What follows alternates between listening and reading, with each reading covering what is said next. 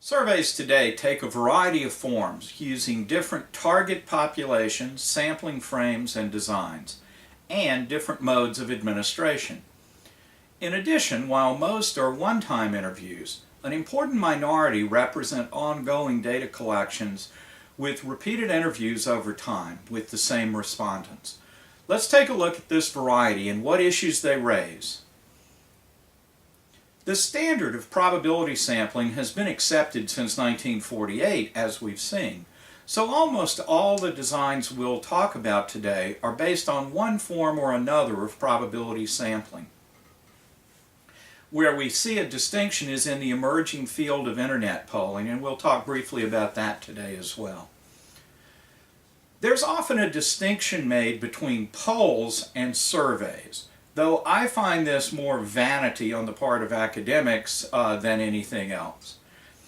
Academic and government agencies universally call their work surveys, while commercial firms such as Gallup are equally strong in their preference for poll.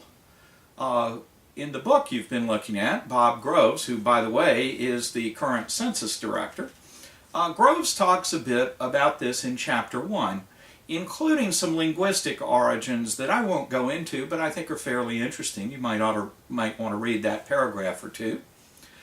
My view is that the difference between polls and surveys is largely one of time and money, rather than underlying theory or substance.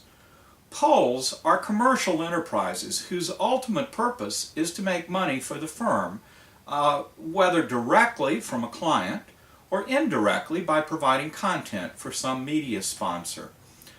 Polls are also normally focused on some short time frame that affects their relevance, such as changing opinion of an environmental disaster, or the shifting fortunes of a campaign horse race, or opinion on a current policy debate.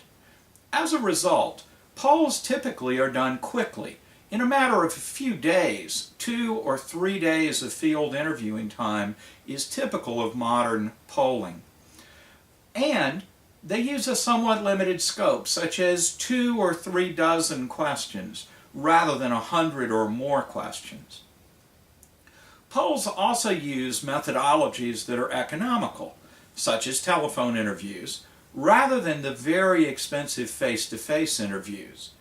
And finally, the analysis is generally limited to journalistic reports of the responses, to just a few questions, and at most broken down by a few categories such as region, race, sex, partisanship.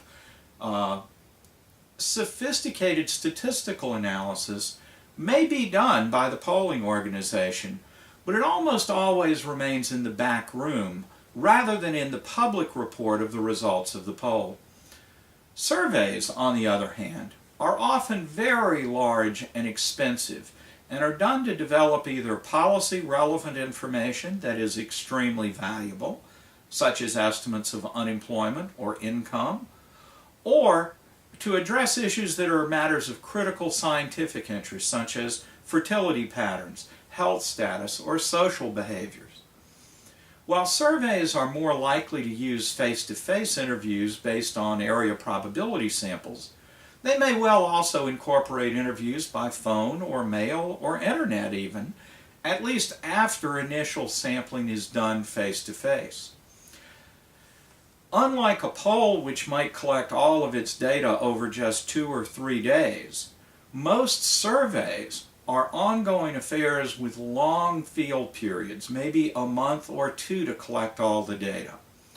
Because the value of information is high, either economically or scientifically, surveys typically invest far more money in sampling and sampling design issues than do polls.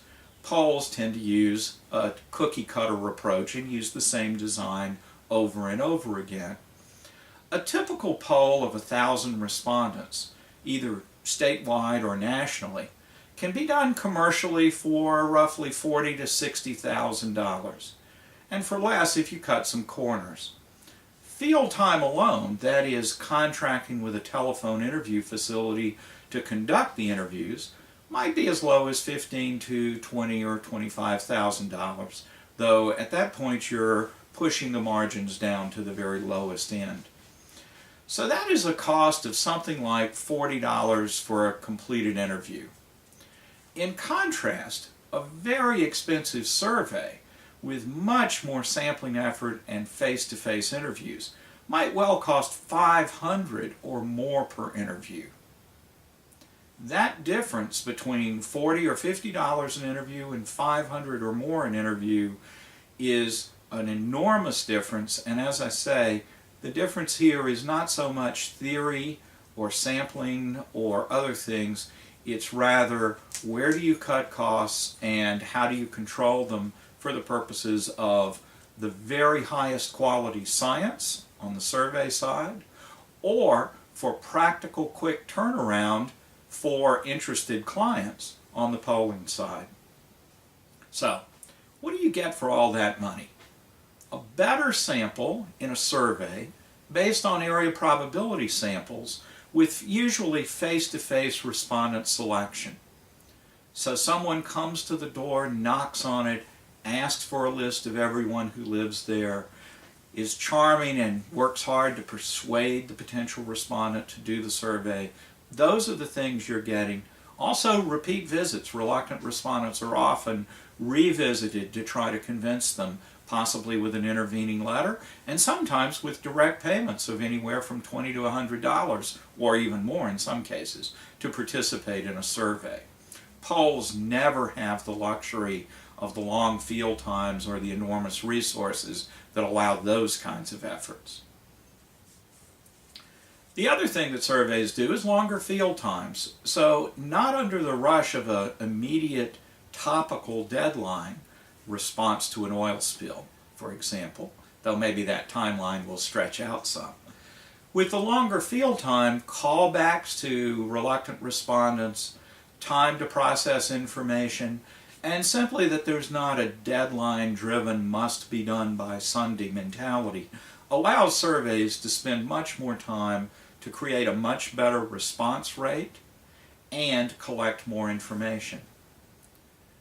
The other thing that surveys do is you almost always invest in a much longer interview with 100 or even 200 questions asked over a period of an hour or an hour and a half sometimes, instead of just the 15 to 20 minutes in the typical media-based telephone poll. Surveys also probably have more experienced and better trained interviewers for the most part. Professionals who work on these surveys over the long haul and who are paid a little bit better than the typical interviewer for a telephone interview operation.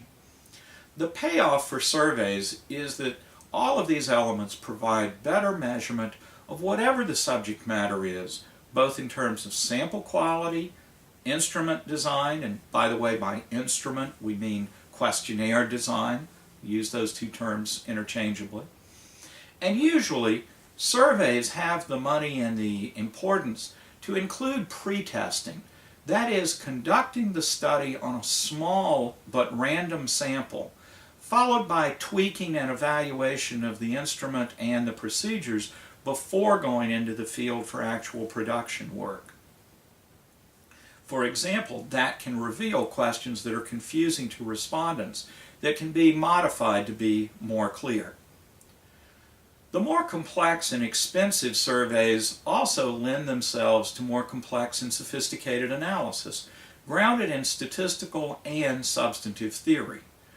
Polls, too, of course, can be analyzed in this way, but are usually designed for simpler and less complex purposes, and under the deadline pressures faced by a typical public poll, say the ABC Washington Post poll, and the fact that they're designed for an audience of normal readers rather than academics or sophisticated area study specialists.